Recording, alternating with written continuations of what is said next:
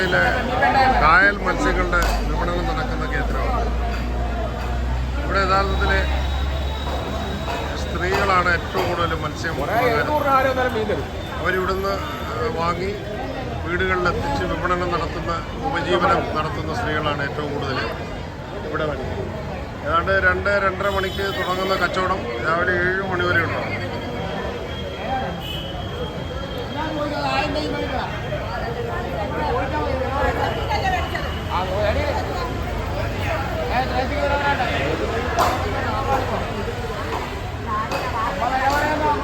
എല്ലാത്തരം മത്സ്യങ്ങളും കൊഞ്ചും